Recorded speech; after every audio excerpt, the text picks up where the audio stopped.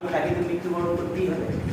প্রাণাত সেই নীলকণ্ঠ বিস্পান কণ্ঠে ধারণ করে শিবকে মরবি, শিবকে যখন মৃত্যু তুলে ঢলে বলে তখন শিবকে বাঁচা মৃত্যু পাওয়া গেল। যদি কোনো দেবী মাতৃরূপে উলম্ব হয়ে দেবাদেবী মহাদেবকে দুধ পান করা ছাড়া তাহলে শিব বাঁচবে, বলা না মায়ের দুধের যোগ্য। শিবকে দুধ খাওয়ার জন্য কোনো মায়ের রাজি হয় না, শিবের তো কোনো মা না, শিব তো দেবাদেব।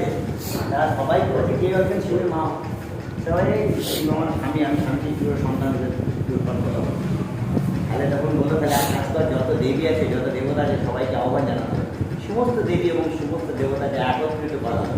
তাদেরকে সবাইকে বলা হলো তোমাদের দৈব শক্তি প্রয়োগ করো, সব একটু দৈব শক্তি প্রয়োগ করে এক তেজস্বী নারী সৃষ্টি করে যে হবে। তাহলে সমস্ত দেবী সমস্ত দেবতা তাদের দৈব শক্তি প্রয়োগ করে তৈরি করলো একটা তেজস্বী নারী যার নাম হলো তারা। তারা কী করলো উলম্ব হয়ে শিবকে স্তনপান করা। তাহলে মরা শিব কী করলো ওই শিব তারা মায়ের স্তনপান করে মৃত্যুঞ্জয় হয়ে।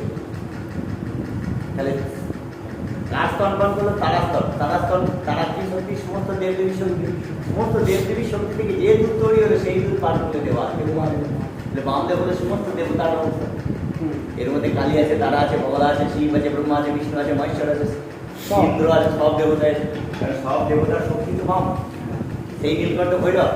এবার কি হলো যখন শিব স্তন যখন বড় হয়ে গেল তখন মা তারা দেখবে এত বড় জ্ঞানমান ছেলের সামনে উলম্ব হয়ে কী করে দাঁড়াবে। আপনি এখন বড় হয়ে গেছেন, আপনার মা কিন্তু আপনার সামনে উলম্ব হয়ে দাঁড়াতে পারবে না, কারণ ছেলে জ্ঞানমান হলে মা তার সামনে দাঁড়াতে পারে না।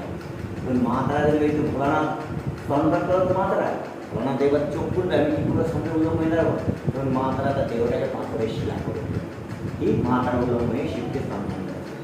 সেই শিলা পড়ে থাকলো মানস সরোবরের তিব্বত গুহার ভেতরে। এবার দেখুন আমরা প্রত্যেকে পুজো করতে একদিন গোত্র বলি, এক একজনে এক রকম গোত্র বলি। এই গোত্রগুলো সব ঋষির নাম, এই ঋষিদের কাউরি মা না।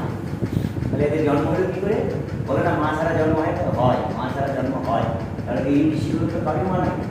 যেমন দেখবেন স্বগোত্রে বিয়ে হয় না, ভাই বোন, কারণ ও হয়েছে না ও হয়েছে না স্বগোত্র ভাই বোন কী করে হলো, মানে সব আমরা এক একটা ঋষির অগ্রজাত সন্তান। এই ঋষিরা প্রজাপতি ব্রহ্মার নামে থেকে সৃষ্টি হয়েছিল। এদের মধ্যে শক্তিশালী ছিল বশিষ্ঠ। এরা প্রজাপতি ব্রহ্মাকে বলে যে আমাদের মাকে বলে তোদের মায়ের নাম তারা। কে তারা ওকে বলে সমুদ্র মধ্যে শিব যখন বিস্তান করেছিল শিবকে যে স্তনপান করেছিল সেই তারা। ওই মহামণি বশিষ্ঠ তারা আমাকে পাওয়া যাবে চীন দেশের ভগবান জগন্নাথের বুদ্ধের কাছে যায়। সেই বুদ্ধের কাছ থেকে ওই শিলাটা নিয়ে এসে তারাকে শ্মশানে নিয়ে রাখে, দিয়ে সেখানে কঠোর তপস্যা শুরু করে।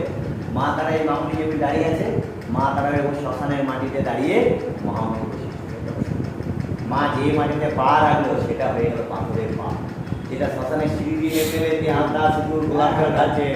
বামদেবের সমাধির পাশে একটা ছোট হ্যাঁ ওইটা হচ্ছে মা তারা আসল পা। ওইখানে মা তার ওটা মাটি ছিল, এখানে মা পা দিয়েছিল বলে ওই জায়গাটা পাথরের পা হয়ে গেছে।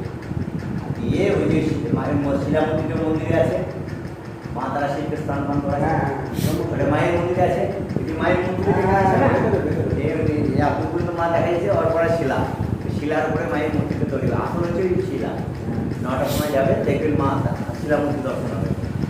ওটা তো চাবির আগে ভোরবেলা দিত 4টা থেকে 6টা পর্যন্ত দেখায় না, ভোরবেলাটা মানে এখন বন্ধ করে দিচ্ছে। আগে 200 টাকা করে আগে আমি করিয়েছি, 2-3 বার করিয়েছি। 200 টাকা করে দিয়ে 15 বছর ভাইব্রেশন